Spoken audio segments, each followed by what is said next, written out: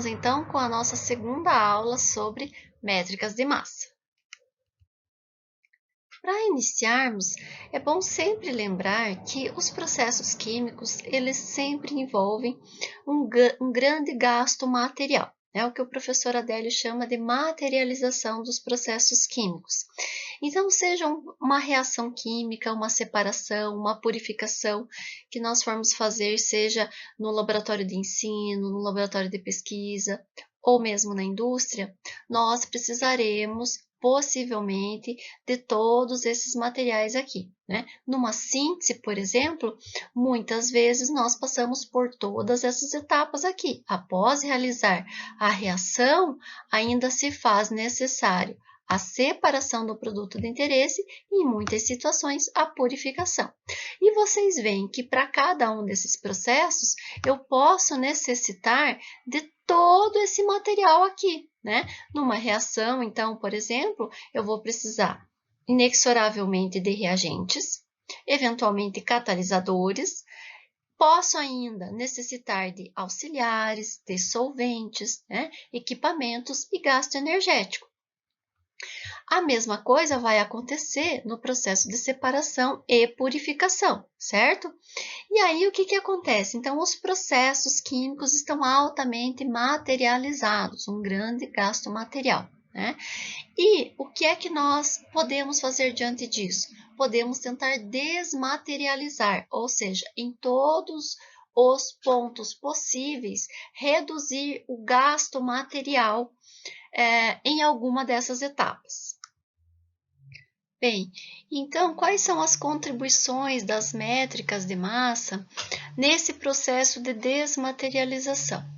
Nós temos que lembrar que as métricas de massa, elas vão nos ajudar a quantificar a incorporação dos átomos dos reagentes no produto, né, elevando então a verdura atômica, ajudando a fazer um melhor uso da matéria que eu estou utilizando, ao mesmo tempo que ela vai me ajudar a quantificar, né, a produção de resíduos na intenção de obter menor perdas e também contribuir para essa melhor utilização da matéria, certo?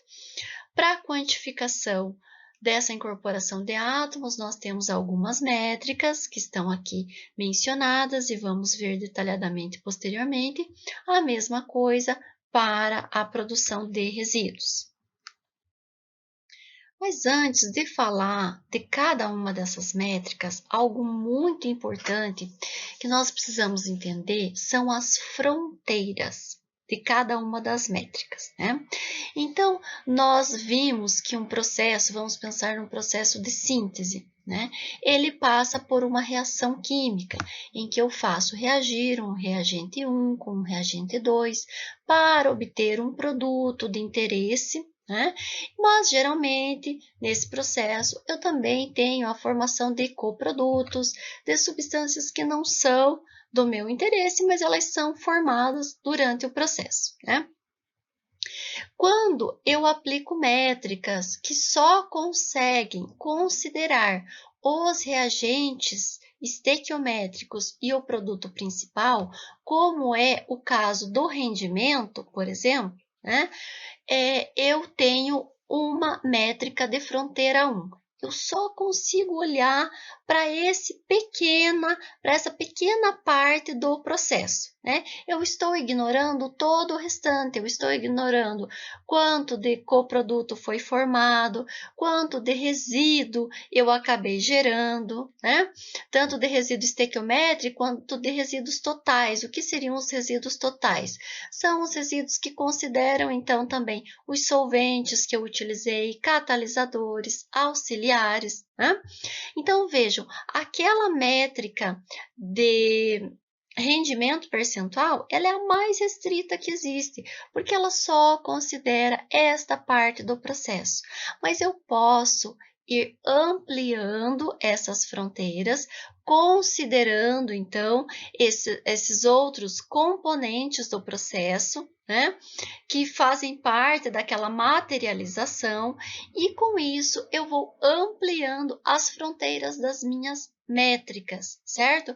Se eu tenho uma métrica, por exemplo, que considera a geração de resíduos totais, né? Auxiliares, catalisadores, solventes, tem uma métrica de fronteira 4. É o caso da métrica fator E, por exemplo, que quando eu vou avaliar quanto de resíduo foi gerado para formar o produto principal, eu considero todos os reagentes, não só os estequiométricos. Eu considero também os solventes que eu precisei usar, o catalisador, se ele foi usado em quantidades consideráveis, se eu precisei fazer uso de algum outro auxiliar, algum secante, alguma coisa, qualquer que tenha sido, que serviu de auxiliar, eu coloco nessa conta. E com isso, as minhas fronteiras, então, deixam de ser restritivas e eu começo a considerar, né, as fronteiras mais amplas e perceber também a problemática que existe na geração de resíduo, mas ao mesmo tempo onde que eu posso intervir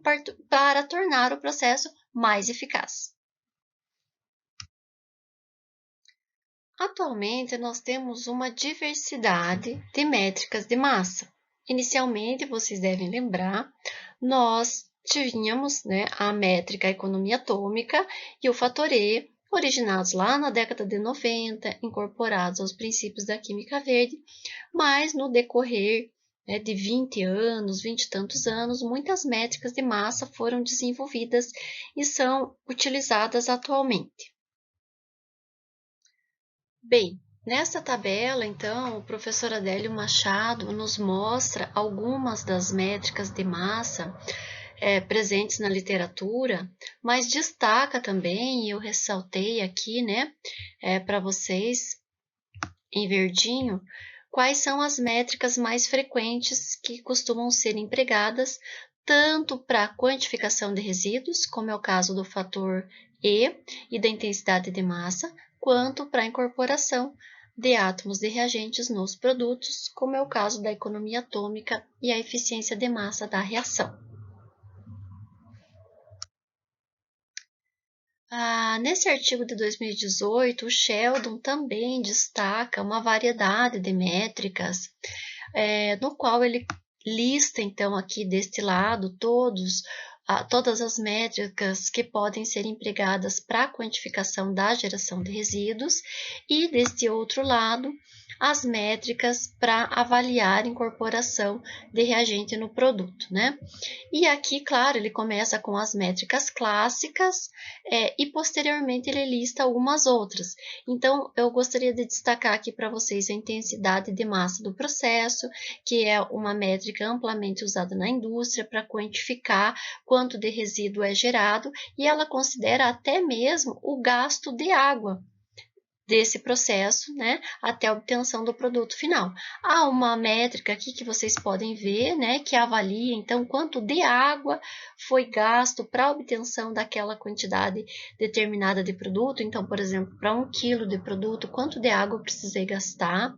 E ainda uma métrica que já há artigos que trabalham com ela, eu já encontrei artigos que estão preocupados em avaliar o gasto de solventes e se dedicam a mensurar, né, então, por meio de métricas de massa, o gasto dessas substâncias. Esta é uma métrica, então, olhe, que avalia, né, qual foi a massa de solvente utilizada para obter a determinada massa lá do produto principal.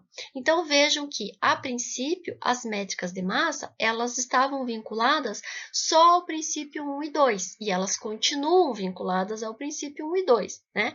Mas muitas vezes elas extrapolam o limite dos princípios 1 e 2 e conseguem também atingir outros princípios. É o caso desta métrica de intensidade de solvente, que nos permite dizer, então, né, quão oneroso, quão intenso é o uso de solventes, que está lá no princípio 5, certo? Em relação à obtenção de uma determinada massa de produto, né? Aqui, por sua vez, entre as métricas de eficiência de massa, né, de eficiência da reação, nós temos uma métrica bastante importante, nós particularmente usamos bastante a eficiência de massa de reação, né? A eficiência de massa somente considera não só os reagentes estequiométricos, mas todos os reagentes, tem uma fronteira mais ampla, mas ele lista aqui algumas outras, inclusive, né, de economia de carbono. Então, notem que muitas vezes, dependendo do que eu desejo avaliar num determinado processo, eu posso fazer uso de outras métricas que são mais adequadas àquilo que eu preciso mensurar no meu processo, no meu procedimento, né? Até mesmo aqui a quantificação de quanto de carbono que eu gastei para obter lá o produto principal. Bem, então agora nós vamos falar de algumas métricas de massa que são amplamente utilizadas. A primeira delas, vocês já conhecem, é o fator E, certo? Então, o fator E ele vai tentar quantificar a quantidade de resíduos que é formado num processo. Ela é uma métrica apresentada lá em 92 por Sheldon, né? Utilizada no setor industrial, que se preocupa muito com a geração de resíduo e pode ser transposta também para atividades laboratoriais de ensino e de pesquisa. No fator E, nós temos a razão entre a quantidade de resíduo que é gerada, seja ela em quilogramas, em gramas, depende da escala que você está trabalhando, né? E a quantidade do produto formado. Vocês já conhecem, nós já falamos de alguns dos fator E de segmentos industriais distintos, né? São dados apresentados pelo próprio Sheldon quando da apresentação da métrica, mostrando então que alguns setores industriais, como da indústria farmacêutica, têm um fator E bastante elevado. Então, é um fator E que pode chegar a 100 kg de resíduo para cada quilograma de produto. E assim vocês conseguem entender, né, a importância da métrica, como também compreender a gravidade da geração de resíduo. Claro, em se tratando da indústria farmacêutica, a gente já comentou, há uma razão para isso, porque normalmente a indústria farmacêutica necessita, além de sintetizar a substância, purificar muitas vezes, seguidas vezes, né, várias vezes, aquele produto até tê-lo em condição comercial. E isso faz com que aumente, então, cada vez mais a quantidade de resíduo do processo. Em termos práticos, né, a métrica de Sheldon ela foi apresentada, então, como a massa de resíduo gerada para cada quilograma de produto principal, né? Mas nós sabemos que em termos práticos não é simples quantificar a quantidade de resíduo que é gerado dentro de um processo químico, né? Porque nem sempre a gente consegue quantificar isso ao final do processo. Então, alguns outros autores, e eu trouxe aqui Machado e Andraus, sugerem, né, que esse cálculo seja feito em termos dos coprodutos, aqueles porque são considerados resíduos, certo? Então, a massa de coprodutos dividido pela massa do produto principal. Mas a métrica, a forma, né, dessa métrica que eu mais gosto de usar, que nós utilizamos nas nossas pesquisas, é esta daqui, apresentada pelo professor Adélio Machado, no seu livro de métricas, no qual ele considera que o fator E pode ser estimado de que forma? Considerando a massa de todos os reagentes que foram empregados. Então, quando eu falo todos os reagentes, é tudo mesmo. Solvente, auxiliar, catalisador, né? Não são só os estequiométricos. Diminuído da massa do produto principal, dividido pela massa desse produto principal. Por que ele faz essa estimativa aqui, né? Porque ele considera que resíduo vai ser decorrente do quê? Da massa de todos os reagentes que foram utilizados, diminuído daquele quantitativo de produto principal que foi obtido, né? Então, isso faz com que eu consiga estimar melhor a quantidade de resíduos formados sem necessariamente, né, tê-los que pesar ao final do processo Porque eu poderia, inclusive, perder parte desse resíduo no decorrer, né? Por solventes voláteis, por liberação de alguns gases, às vezes durante a reação. Então, quando eu considero a massa dos reagentes na sua totalidade e somente diminuo dela a massa do produto principal, eu consigo ter uma estimativa realmente de resíduo que eu formei nesse processo, né? Bom, essa métrica, ela pode ser calculada a priori, né? Então, eu posso considerar os dados estequiométricos da reação, os dados que eu tenho do procedimento, quanto que eu vou precisar gastar de reagentes, né? E aplicar aqui, quanto que eu prevejo obter de produto e aplicar aqui.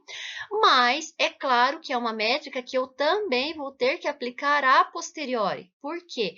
Porque na maioria das vezes a reação não acontece exatamente como eu desejo. Eu não obtenho 100% do produto como eu previ inicialmente, né?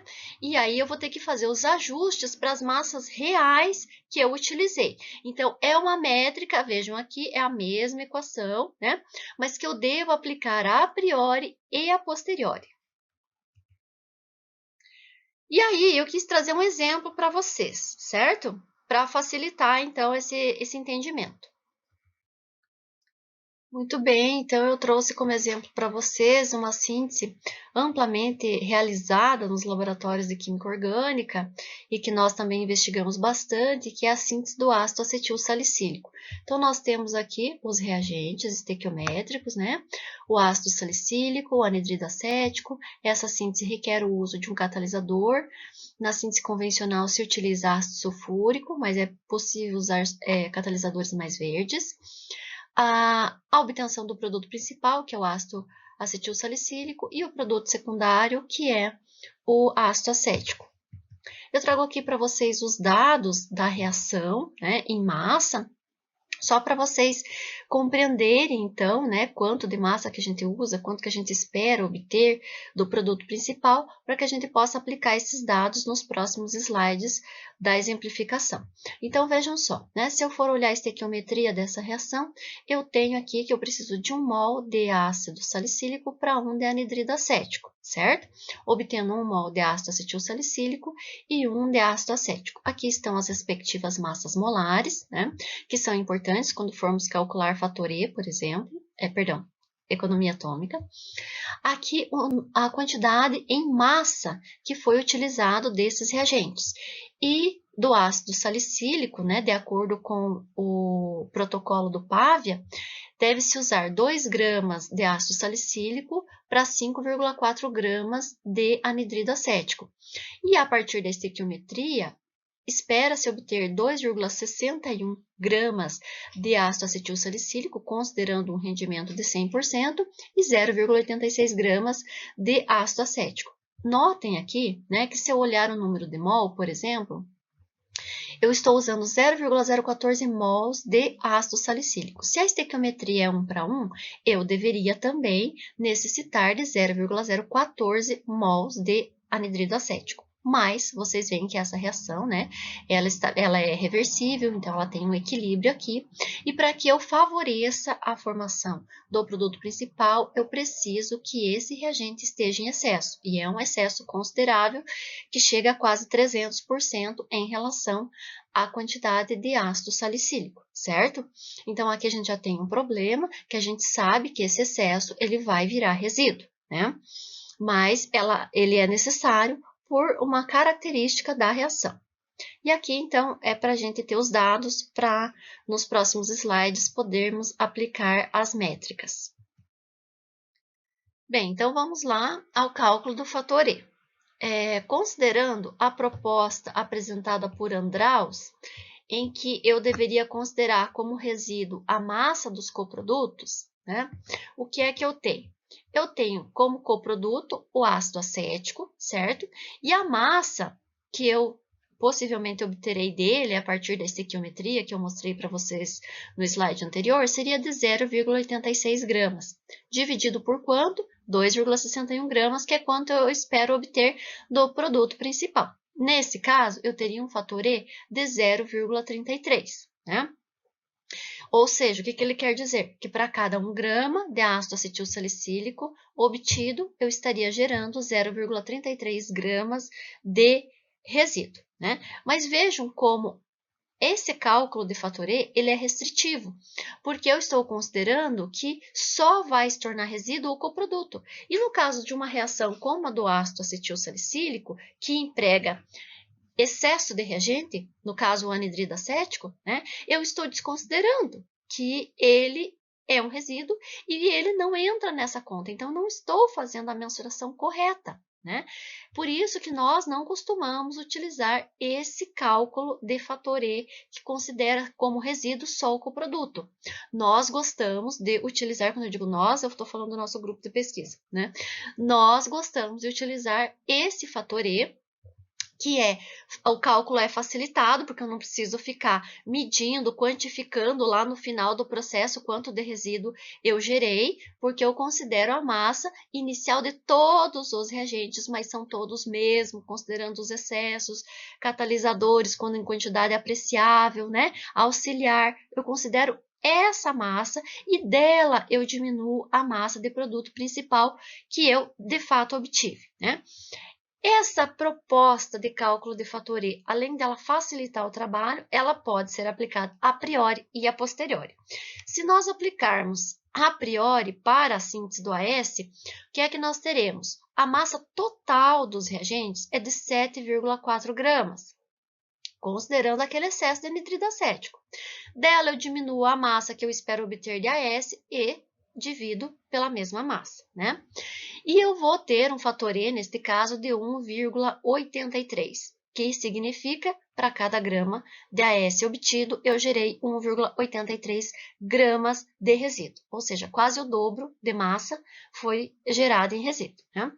Quando eu aplico esses valores a posteriori, ou seja, já para os dados reais obtidos lá no laboratório, após a síntese, o que é que eu tenho? Em vez de obter 2,61 gramas de ácido acetil salicílico, que era o previsto para um rendimento de 100%, na verdade, eu obtive 1,69 gramas de ácido acetil salicílico, o que corresponde a um rendimento de mais ou menos 65% a 68%, que é o que costuma se obter numa síntese de AS, né?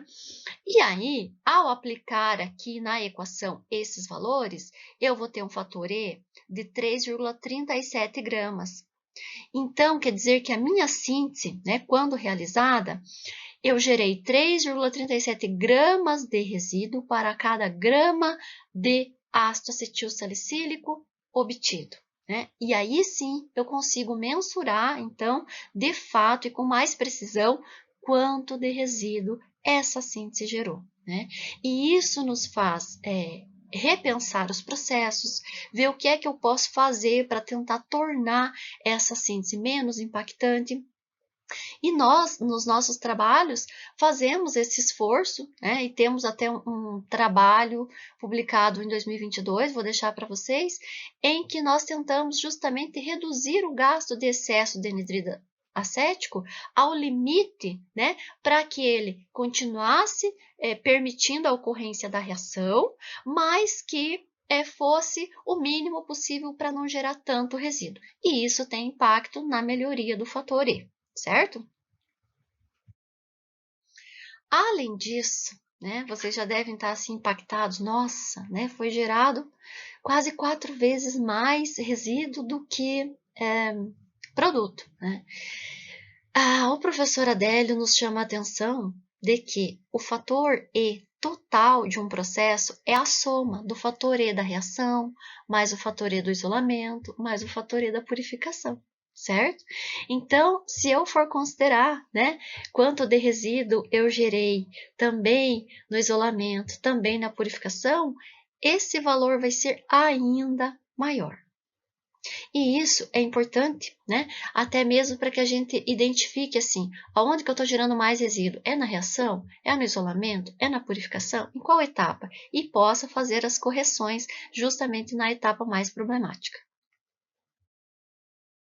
Bem, chegamos então aqui à economia atômica, certo? Que é uma outra métrica que nós vamos calcular e eu já comentei com vocês, ela é uma métrica teórica, né? Uma métrica importante para me dizer assim, qual seria o máximo possível de incorporação de átomos dos reagentes no produto.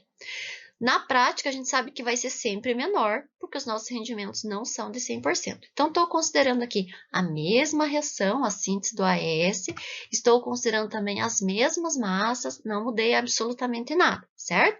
Vai continuar sendo o nosso exemplo. Vimos aqui, então, agora para as equações, né? A economia atômica, como proposta por Trost em 1991, né, ela foi proposta conceitualmente, é importante chamar a atenção disso. E ela foi transposta como uma equação de aplicação real, né, e inclusive no contexto industrial, pela GSK, que é uma indústria farmacêutica, diga-se de passagem.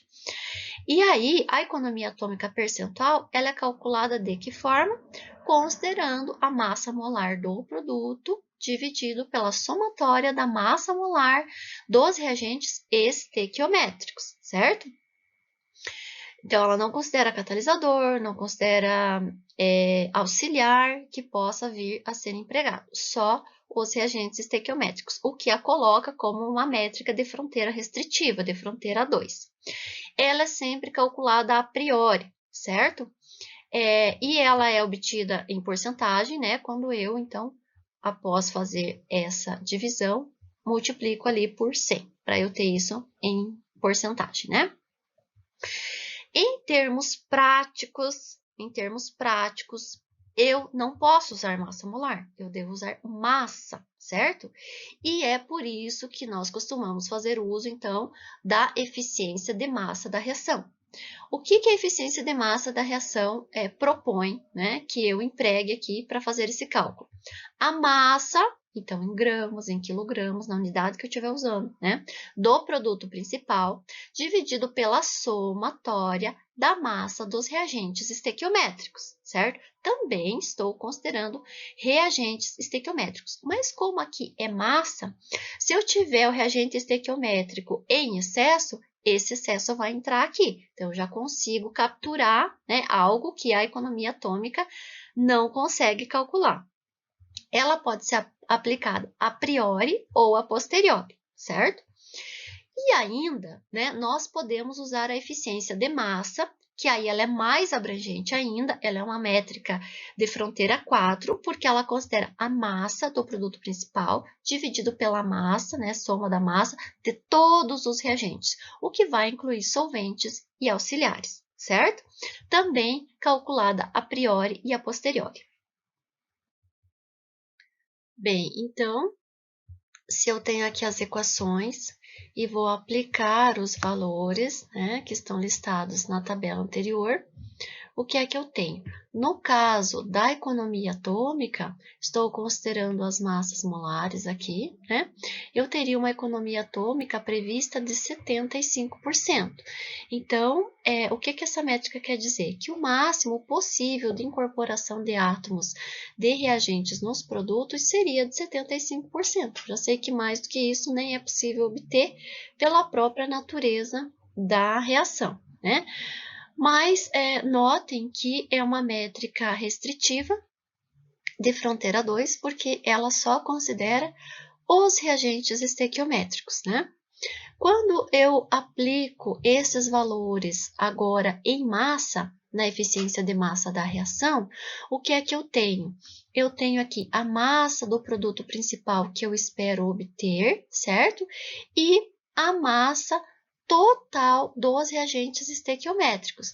Vejam que aqui é a massa total, não é só o que eu espero usar estequiometricamente. Então, se tem excesso de reagente aqui, eu vou considerar. E ele está sendo considerado aqui nesses 7,4 gramas, certo?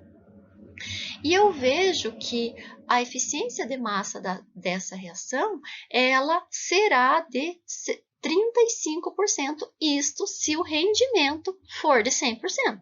Né?